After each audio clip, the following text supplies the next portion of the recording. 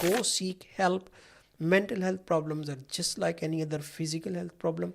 There is treatment available. The earlier we seek the treatment, the quicker the chances of recovery and a normal life afterwards. Now, if anyone with mental health problems, they say that I'm going to kill myself or I'm going to harm myself, always take it very seriously. But ultimately, if we can control our thoughts, we can control our emotions. If we can control our emotions, our mental health will be good. What role does faith play in all of this, in mental health? What can youth do if their friends and family are not taking them seriously? I think another thing that we often lack with the youth, if they're struggling with depression, they'll always be at home, or with mental health in general, we'll always be at home, or we're playing games, or scrolling through social media and stuff. Whereas if we need to, like, I just want to give a message that maybe we should try and actually go out and, like you said, go out and seek some, go do some sports, or go for a walk, or go to the masjid, because taking yourself out of that mental space of just being in one place constantly, do you think that's something? Absolutely. And because what happens is that if you are, sitting in your room, in your own home environment, you are surrounded by this environment which in your mind is negative. It's giving rise to a lot of negativity, and it's the negative thoughts at the end of the day that obviously play a big role, a big factor in terms of deterioration of mental health. And depression, huge element of this is negative thoughts. And when you do the therapy, what we call as cognitive behavioral therapy, is basically shifting negative thoughts into positive ones and focusing on the positive. That's the main element of cognitive behavioral therapy. In depression, it tends to work, and it gives lasting results. So if you are in your own home, you're not getting out of that negativity bubble. So when you will go out, fresh air, greenery, a bit of exercise. So when you are walking around, or if you go and take up a sports activity, then when you exercise, there are two benefits of exercise. And exercise again plays a very important role in treatment of mental health.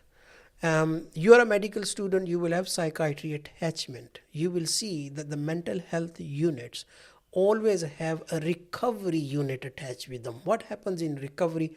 Different sports, arts and crafts gives you some time to take you away from the negative environment, do something more creative, focus on something different.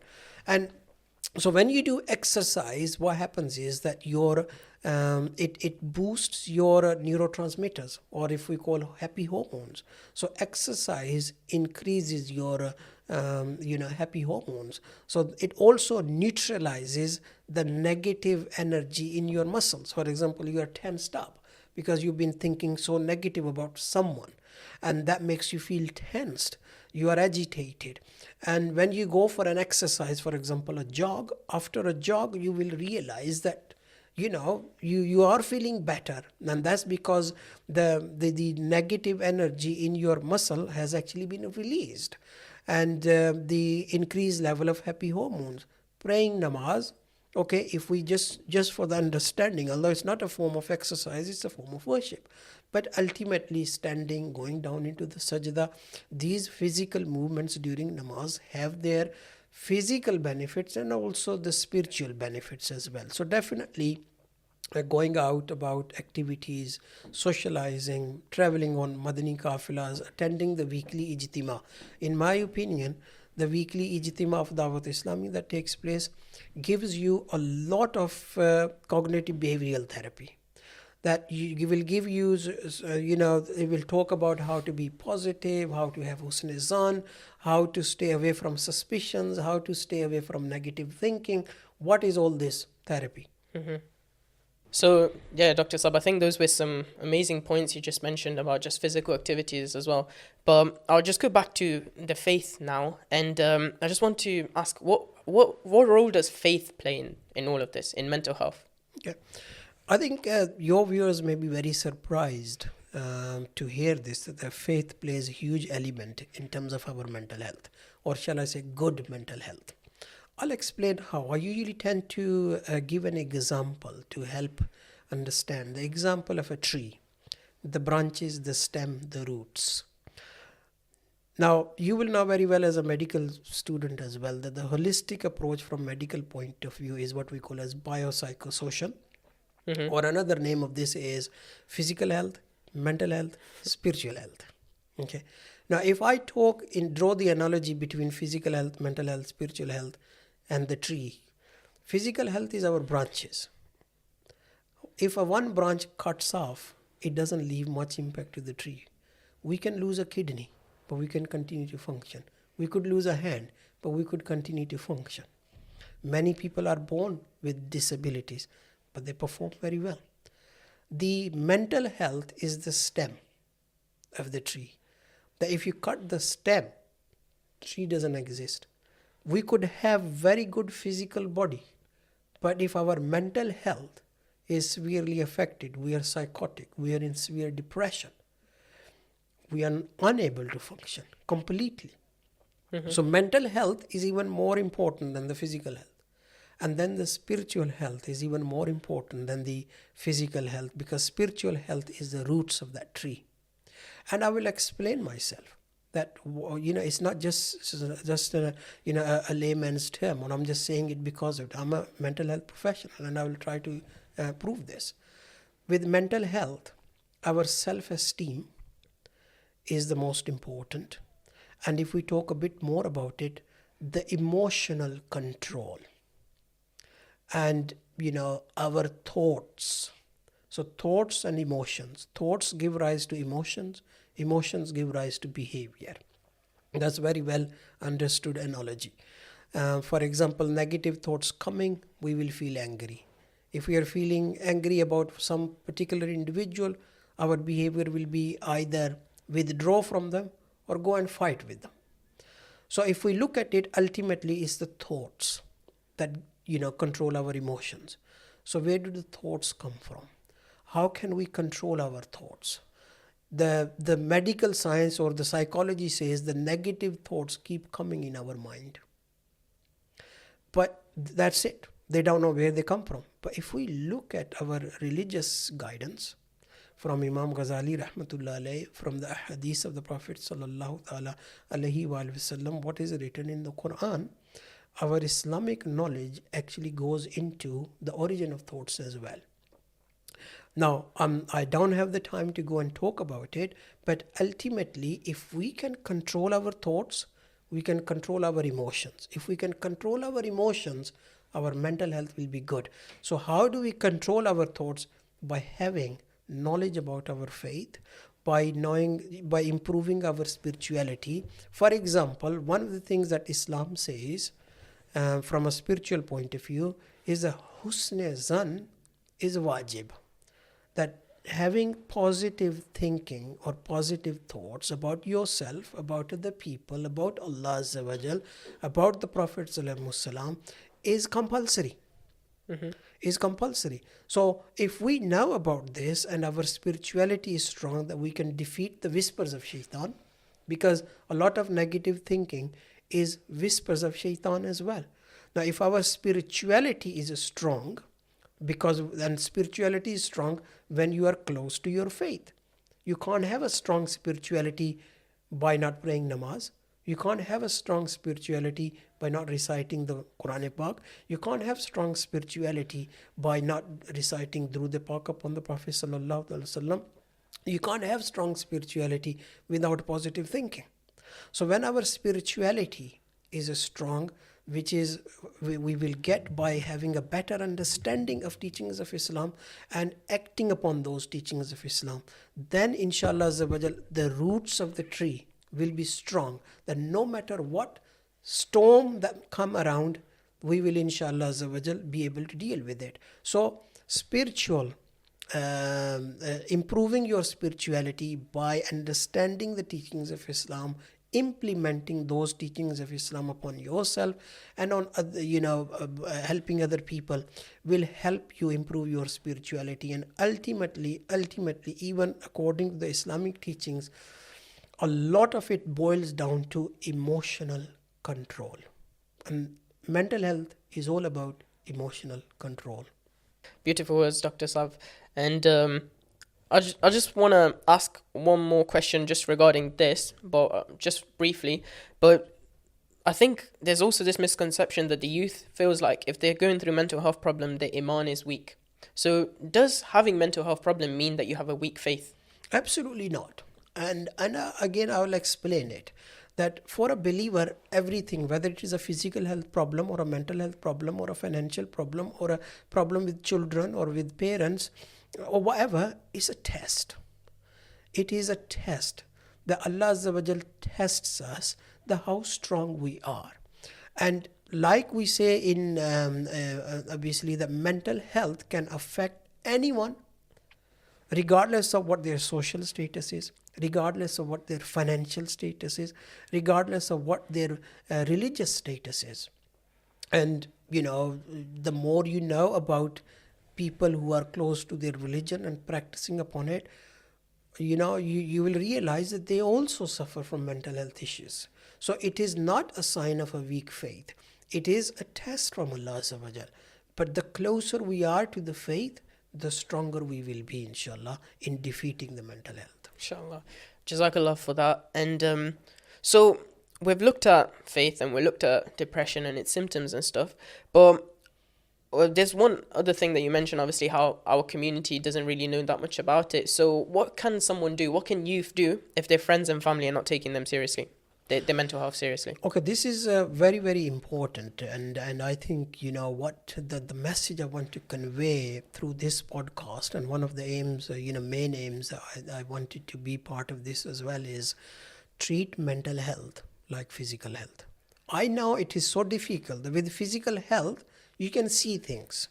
There may be, for example, you can measure the temperature. You can see that physically the person is not well, very weak, or other, disabilities and so forth. Mental health, you can't see, but you can see the impact of it. So if your child or your son or your brother or your sibling or, anyone in your family, they have got low mood, they are feeling sad, they're not able to enjoy things, sit down and ask them, what is the issue? It sort of, I'll give you an example that I read somewhere. That again, it may be just an imaginary, but it draws quite clearly. There was a individual who was saying that when I was a child, one day I decided to sort of mess up a little bit, and my father was feeding me, and I decided not to eat, like children do. So he gave me a morsel, I didn't eat. He gave me a morsel, I spat it out. He gave me a morsel and threw it on the food. And the next thing was a slap on my face. Like parents will do in India, Pakistan, and so forth. I'm not here to say that slapping is good or anything, but that's what the reaction from the father was. Obviously. Then one day he said, I wanted to try the same thing with my mother. Okay. And the mother gave me a morsel, I didn't eat. She gave me the next one, I spat it out. She gave me the third one, and I threw it away. And what she did, she didn't slap. She hugged me and she said, Putter, is everything okay? Are you okay? Are you feeling well? Is there something wrong? You see, that sort of view of a mother, the approach of the mother melted his heart. And I think this is the sympathy, this is the sort of, as a Muslim ummah, every individual, every believer, we have a role to play. Every believer is like a body part. Okay. So when someone is sad, when we think that they are misbehaving, but they're not misbehaving on purpose. They can't tell you how they feel. Their behavior is the only way. It's like little children. When a child is 6 months old, do they speak to say to you that, I need milk? When they're 1 year old, do they speak to say that they're hungry? No. I have, young children as well. Prior to the age of 2 years, they never say I'm hungry. They will cry or they will present with difficult behavior. So if as mother, if as father, at that time we were able to actually understand these sign language, body language, or this behavior, what has happened? Why can't we actually now, focus on our children or our siblings, that, okay, they're presenting with this behavior. What is the underlying problem? I can ask them, is everything okay? Are you all right? I'm here to listen to you. You can tell me everything. I know sometimes these are very difficult things when there are your own, family members. It's very easy for me to give this advice, but you don't have to. You just need to give them that first step where they can say, I have a problem. This is what is bothering me. And when they say it, the next most important thing is that you don't minimize it. You accept it. And you say to them, let's go and speak to the doctor. Take them to the GP. And initially after listening, the aim should be, let's help you by going to see the doctor. One other very important thing I wanted to say from a risk assessment point of view, that sometimes these individuals who are depressed, and we know that they're depressed, they've got mental health issues, because they may be on medication and the depression is getting worse, and they say, I'm going to kill myself. Now, if anyone with mental health problems, they say that I'm going to kill myself or I'm going to harm myself, always take it very seriously. Never think that, they're saying it because they want to annoy us. Every individual who's committed suicide or self-harmed, at some point to someone, they have said this, but they've ignored. I know this happens even in professional field as well, that these symptoms can be ignored. But as out in the community, these, someone saying that they want to harm themselves, they're saying life is not worth living, don't take it lightly, take it very seriously. And these are the individuals who then need to go to the doctor, because your action like this can play a role in saving someone's life. So the community, just the way that, for example, they don't think twice when the doctor says you got diabetes and you need to take medication. When the doctor says you got blood pressure, you need to take medication. So why is it when the doctor says he's got depression and we think he's done something wrong? Why do we feel that stigma? Sometimes we think that, oh, we've done something wrong, or we are to be blamed for something. It is frowned upon in the community. Community is not educated. Please don't frown upon these things. Mental health is very common. It exists in all forms of social levels, financial status or whatsoever. And to be honest, the figures that you mentioned, 25%, in almost most of the homes you got 4 individuals, parents, mom, dad, and probably 2 children or an elderly parent. If we generalize the statistics, in every single household, we can say that one individual suffers from mental health problems. And we need to develop the understanding, accept the issue, don't label the individual, don't blame yourself, don't feel stigmatized, go seek help. Mental health problems are just like any other physical health problem. There is treatment available. The earlier we seek the treatment, the quicker the chances of recovery and a normal life afterwards.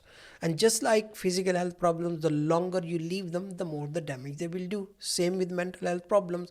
The longer you leave them, they become incurable. In my profession, I've seen individuals who developed psychosis in the early years of life, never treated. Now they cannot recover from it. They are basically, So they are basically unable to contribute to the society in the normal way. So now there are people who have to look after them. And then, if you don't treat, look at the parents. If, for example, your daughter ends up with mental health problems, what's going to happen to her? It's going to affect her chances of getting married. Or it's same with a son as well. That in the society, someone who's got psychosis, who's going to marry them? How are they going to live their life? Okay, when your parents are alive, you can do something. But when you are gone, who's going to look after them? That's a very big dilemma. So if we recognize, accept these things, move forward, educate ourselves, and whenever we go to the doctors, and in this day and age, I will share a very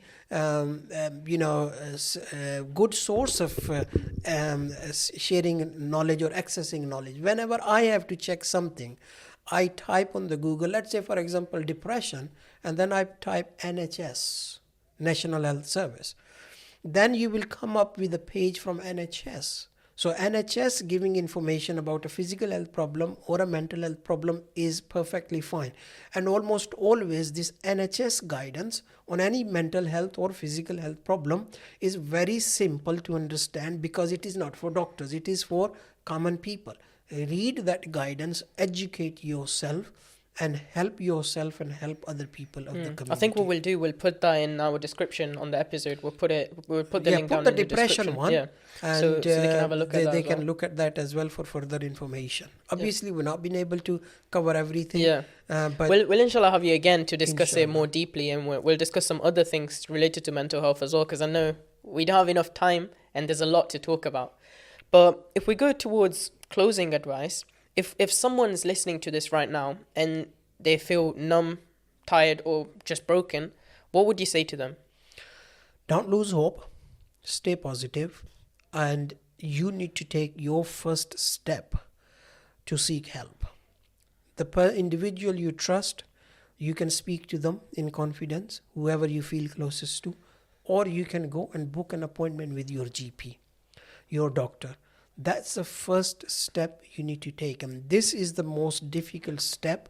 And once you've taken that step, inshallah azawajal, then only the positive things will begin to happen. Do not ignore it. Don't think that it will go away. It will not go away.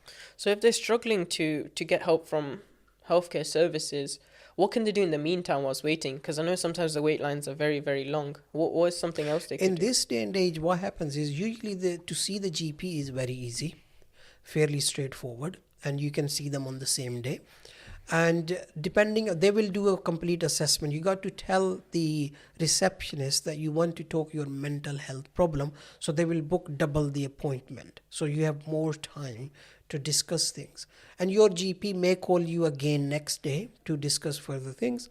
They will make an assessment, and the GPs are they are trained to diagnose depression, and they obviously can prescribe medication as well.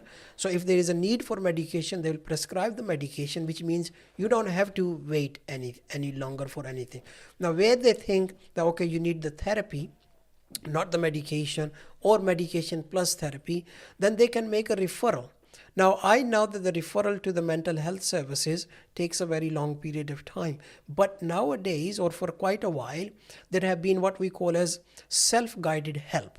So online cognitive behavioral therapy, and your GP can give you login details for that self-guided help. And then your GP can give you printed information about your particular problem. So these things will help significantly. And the more you educate yourself, because being aware of your problem or your issue will also help you to tackle it as well. Again, Dr. Saab, thank you. That was some amazing advice, beautiful advice for the youth. Jazakallah. And just before we finish, so what do you think we can do as Muslim communities? So obviously we spoke about GP and stuff, but what can the Muslim community do? What can we as masjids and stuff do to help these individuals as well?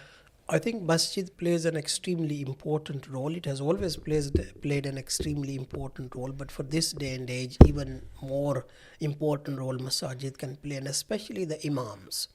The imams that we have. And like I mentioned previously, that faith-based counselling can be very, very significant. And generally speaking, our public trusts the imams.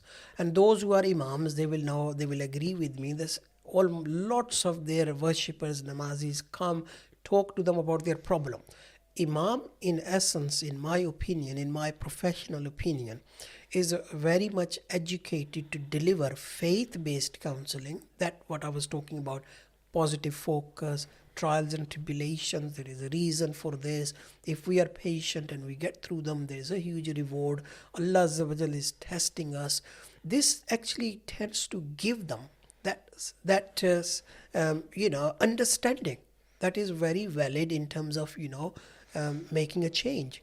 So going and speaking to the imam, and plus because imam would always have helped someone in your situation. For example, when someone comes to me as a patient, and you will see many senior doctors making this statement, that whatever you're going to tell me, I've already come across it, So don't feel ashamed that I may not know about it, and I've dealt with it and I'm not going to judge you and so forth. Similarly, an imam would have dealt with this and helped someone in this situation. So going and speaking to the imam sahib will help.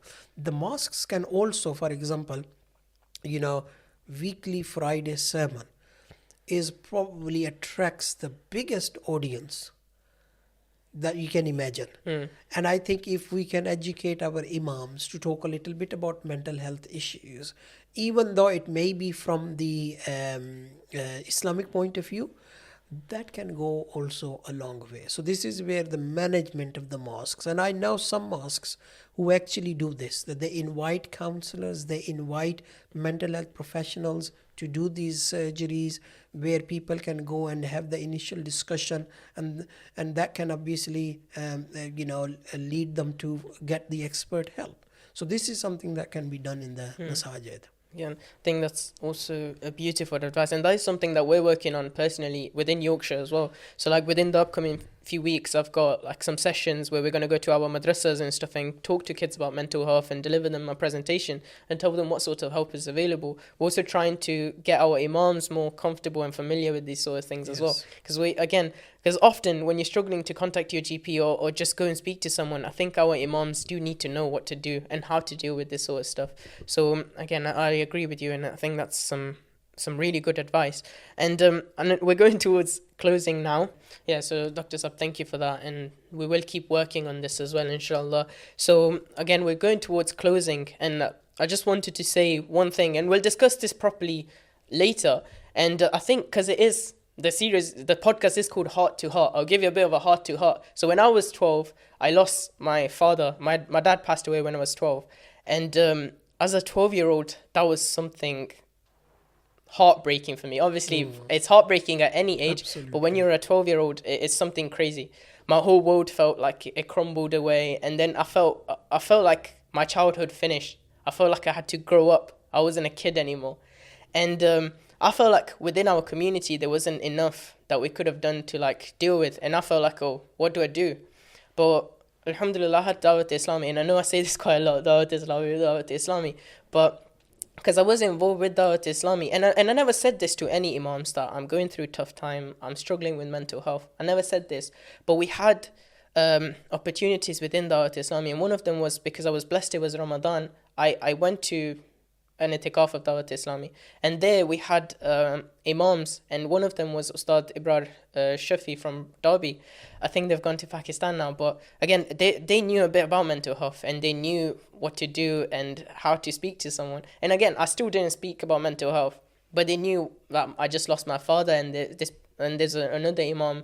They moved to Birmingham now, and they knew what to do, and to me that was comforting. And I never spoke about mental health with them. I never said I was depressed. I never said I was struggling with this. But just having someone there, or just being in the masjid and away from that, and we used to do lessons. They did 1-to-1 lessons of Aqidah and Seerah and Fiqh. And I know that might not work for everyone, but I think just the feeling of having someone there was quite a lot. So I definitely agree with you that we do need that within our masajids and services, and inshallah we'll work on that. So yeah, we'll discuss this in a future episode with you more, because we'll give them the heart to heart about personal experiences as well. So just as we go into closing, Dr. Sab, do you have any final advice you want to give to them before we say bye? I think, if you found this podcast useful, share it with others. This will help us raise awareness. And you can also give us your feedback on what topics we should talk about mental health, and how we can improve this heart to heart. Jazakallah khair, Dr. Sab. Again, I agree with everything Dr. Sab just said. So Jazakallah for tuning in, everyone. And again, as Dr. Sab mentioned, let us know what you want to see. If any specific topic, let us know, and we'll have Dr. Sab again to discuss them. So I think key takeaways from today is that you're not alone. You have someone there. What you feel matters, and you're not broken. What you're feeling is something that everyone feels or will feel at some point in their life. And just know that you're not alone, and know that you have people there. Know that your family cares. Speak to them. And if you don't have your family, come approach us, our imams, Dawat Islami. You can contact the youth department. You'll have the details in the emails and in the description below. So inshallah, we're there for you. and our Imams are there for you, so you're not alone. So until next time, until next episode, inshallah. This was Hot to Hot. I'm your host, Muhammad Zahir, and we had Dr. Sa with us. So until next time, Assalamu alaikum wa rahmatullahi wa barakatuh.